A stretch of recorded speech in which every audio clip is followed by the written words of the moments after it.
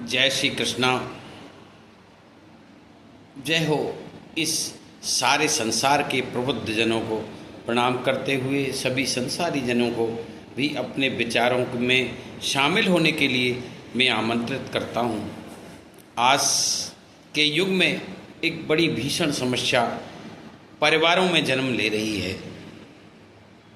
जब हम किसी भाई भाई के बारे में बंटवारा करते हैं तो अनायास ही हम एक सुई सुई पे झगड़ा करते हैं। एक छोटी सी मेड़ का भी बड़ा भारी अकल्पनीय प्रसार होता है। हम ये नहीं देखते कि ये झगड़ा जब कोर्ट कचहरी और पुलिस में जाएगा तो हमारा क्या होगा। लोग अपने स्वार्थ को, अपने लोभ को और अहंकार के वश होकर अपने भाई बंधु बांधवों का भी गला घोंटने को तैयार हो जाते हैं और वो ये नहीं देखते कि इनका कौन है, अब हम ही इनके हैं। तब भी वो उनको विचार न करके उनके प्रति अन्याय करने के लिए पूरी तरह से प्रतिबद्ध हो जाते हैं और पर्दा सहारा काय का लेते हैं। औरतें नहीं मानती। अरे औरतें क्या नहीं मानती? औरतें और चीज़ों के लिए तो कुछ करती नहीं हैं। ऐसी बात नहीं है, उनको समझाया जा सकता है। औरत देर से ही सही समझती ज़रूर है, ऐसी बात नहीं है।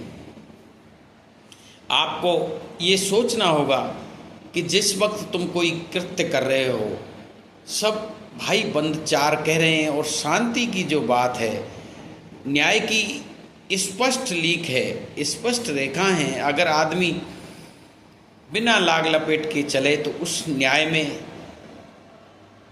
कुछ भी तो गलत नहीं है। दो भाई हैं तो उनका आधा आधा है, इसमें कहाँ कुछ बाधा है? कोई तो बाधा नहीं। किसी तरह से फिर भी कुछ होता है और आपको किसी भी प्रकार से, किसी भी थोड़ा झुककर चलने से, कुछ हानि होने से भी परिवार को बचाने की कोशिश करना चाहिए। ये जिम्मेदार व्यक्ति का कर्तव्य होता है। जिस परिवार को अच्छे सुयोग नेतृत्व मिलता है, उस परिवार की उत्तरोत्तर उन्नति होती है, वो आगे की ओर बढ़ता है। और अन्यथा जो बड़े बड़े परिवार हैं, उनका गिर के और उनके स्वभाव में और आचरण में आई हुई कमियों के कारण वो नीचे की तरफ चलने लगते हैं और वो झगड़े झांटे में उलझ कर रह जाते हैं। किसी दूसरे के साथ अन्याय करना, उनकी संपत्ति हड़प लेना, फिर उनको मारने के लिए तत्पर हो जाना, मारने में भी स्वयं लड़ने की सामर्थ्य नहीं तो दूसरी तरफ से गुंडे हायर करना पैसे से। ये परिवारों की हालत है भारत के, हिंदुस्तान के इस ग्रामीणों की ये क्या हालत है। क्यों नहीं हम सोचते? अभी फसल आई भी नहीं है, या तो उनके पास कोई अपने पूर्वजों का इस तरह का धन है, वो सोचते नहीं कि पैसा लग जाएगा, मैं तो इकलौता हूँ, मेरे पास इतना संपत्ति है, मैं ये कर सकता हूँ, मैं वो कर सकता हूँ। लेकिन ये देखो, ईश्वर में कोई विधान से ये संसार चलता है।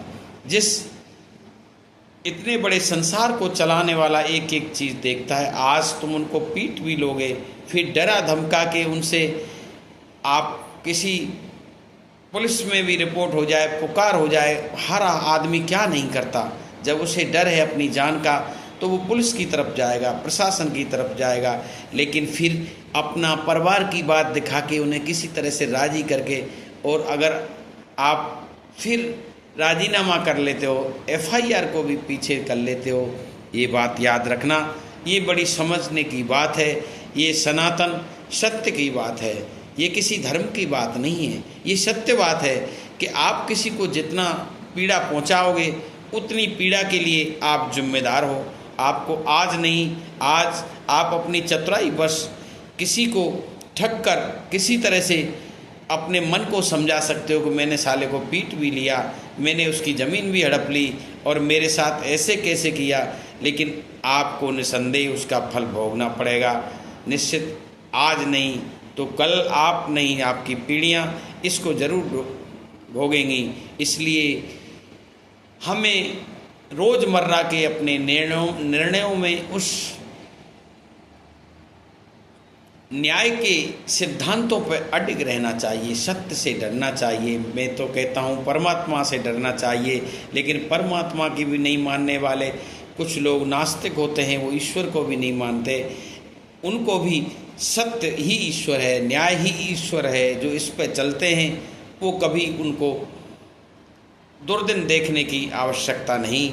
उनका मन हमेशा प्रफुल्लित रहता है और वो संसार में रहते हुए भी जब यहाँ से जाते हैं, जब इस संसार को अलविदा कहते हैं, तो उनके आनंद में कोई कमी नहीं आती।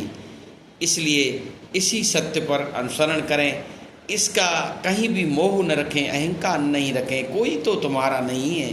कल जिसके लिए तुम बेईमानी करने को तैयार हो वो क्या तुम्हारा है? कल वो क्या तुम्हारे साथ जाएगा? कुछ भी तो नहीं है। ये सब कुछ संबंधों के इस झार झंझाट से निकलें और केवल सत्य के मार्ग को खोजें। जो सत्य पे है वही हमारा है, जो धर्म पर है वही हमारा है। गोपाल विचार गंगा पर आज मैं वाणी को यहीं विराम देता हूँ। हम सब लोग बदलेंगे तो ये संसार बदलेगा, संसार बदलेगा, परिवार बदलेगा, तो निसंदेह हम सुख की ओर चलेंगे, शांति की ओर चलेंगे, समृद्धि की ओर चलेंगे। जय हिंद, जय भारत, जय जवान, जय किसान।